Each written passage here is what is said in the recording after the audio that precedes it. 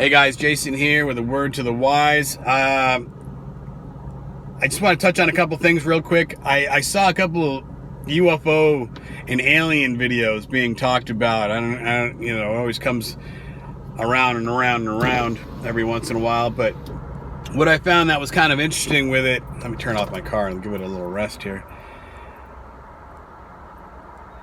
I've heard this in the past, but people are showing the videos again how alien investigators, UFO investigators, like X-Files people, are saying that there's information that's not being openly shared through a lot of things, where people have proclaimed that they'd had some sort of an encounter or almost being abducted, and then when they say, the name Jesus or quote scriptures or something to that effect, the abductions stop.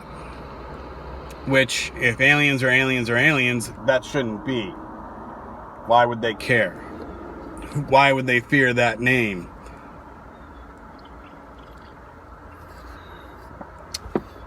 This morning I watched a video from Sling and Stone showing UFO videos that have been kind of popping up in California. To say a UFO is an alien, unworldly craft is not the same thing as saying a UFO or a UAP. Saying that I can't identify a flying object is easily any kind of UFO that we can't. If there's a plane flying over with a blinking light, I don't know exactly. I guess it's a plane because I've seen many other planes that are like that. But if I just see something at night with a blinking light, to me, it's a UFO. But I know it's 99% sure it's just an airplane.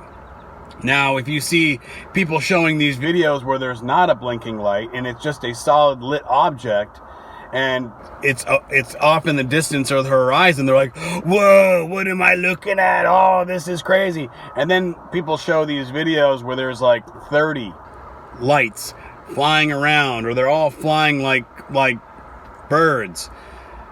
Well, drone technology is come a very, very, very long way. If you've seen any of those kinds of aerial displays at events where they have them all moving around and they can make pictures, and then they can move and they morph into some other picture of a person or some sort of the Eiffel Tower or something like that. And they just keep moving around and people sit there and they watch. It's an aerial show.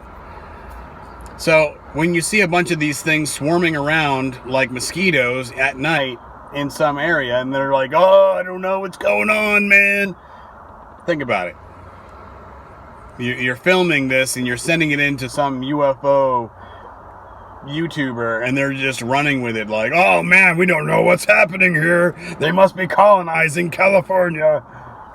But Sling and Stone had a video where it was some sort of you could tell it was a one single object. It had 5 lights, very bright, very big, and it was moving around in the sky. Somebody was filming it and it's like, yeah, that looks like something, definitely UFO that I cannot identify.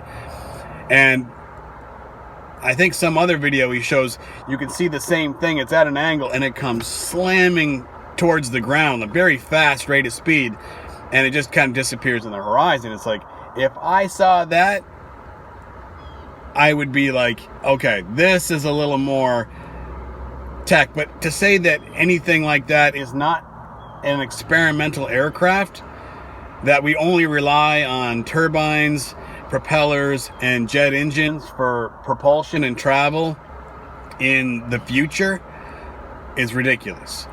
When I was a little kid, I used to look out my window in my bedroom and I would just sit there and I'd count all the street lights and all the lights that are on in houses, and I would just stare at that window and I would just fall asleep that way. I thought it was just, it was like a little game I would play, put on my little radio, turn on my fan, and I would just zonk out.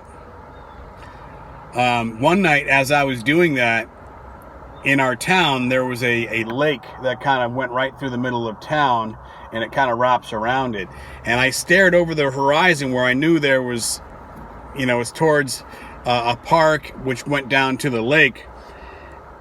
And I saw this thing, and it looked like 2 dinner plates, and it looked like 2 cereal bowls on top of that. And it had lights kind of like put around it. And then it almost had like a pulsing light wave that was going around the center of it. And I swear, just sitting there, I could almost like hear it. I thought it was so crazy. And I wanted to run downstairs because I knew my dad had a Polaroid camera in a cabinet.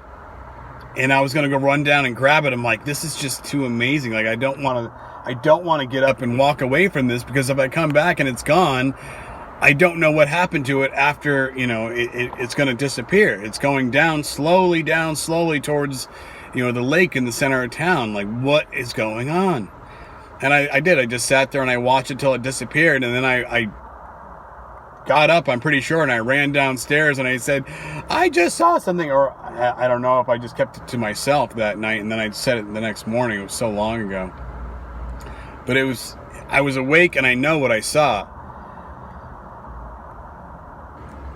With that, there's a video that I saw many times, and I've searched it out and found it easily, but it's just a guy proving how anti-gravity, I guess you could say, works. And a guy's like 60 years old. He has like a 5 or 6 foot steel pipe, and at the end of it there's a 25 pound weight, like something you'd see in a gym. And the guy takes an electric drill to assist him, and he hooks it up to the end of the weight, and he starts cranking the drill, and it gets the weight spinning. So the guy gets it going as fast as the drill will go.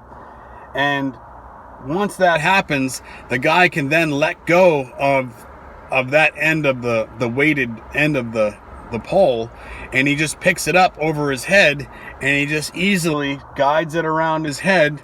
And he says, see, I can do this with ease while the weight is spinning. As the weight slows down, boom, the thing drops like a stone. And he goes, now I can't pick it up. But if we do this whole thing again, guy revs up the weight and spins it around his head again. He goes, you can do this. So to say that alien tech, so that's the thing too. I've heard a lot of things where they say they have like liquid mercury because it's a heavy metal. And you always find it in these UFOs for some reason. So imagine it's just government tech. Where they get the information, can't say.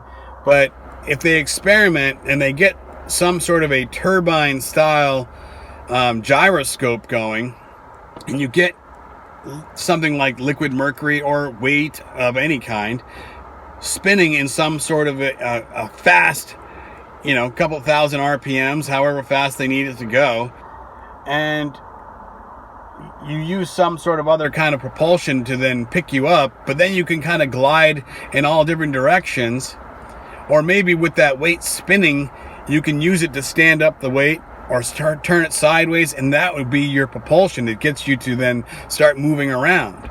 And people say, well, these things move at incredible speed. They do crazy angles and turns. Maybe that's part of it. How it all works, I can't say. But to say that we don't have the tech to do something like that, I can't buy that for a second. To say that all these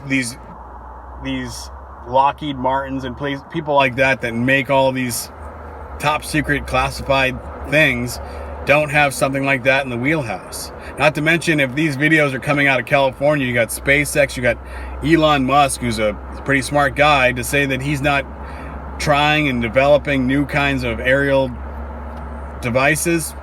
Come on. Other than that, I watched a video this morning from Rowan Atkinson. He was Mr. Bean. He's done some other characters too, but his most famous is Mr. Bean, where he's kind of like a Charlie Chaplin silent kind of character who his expressions are just, part of the joke. He doesn't really talk. But him talking about, the freedom of speech kind of thing. Where this is all going to then, is it just trying to scare people into thinking that you're going to have this censorship? Or is this the way they're going to move forward? I don't know. Is it going to depend on our president? If this is happening in the UK, where people are being arrested for internet, social media comments on certain things, to say that that's not going to start spreading, I mean, they're one of those kind of heads of the world. Is that going to be like one of the heads of the beast? Is the UK?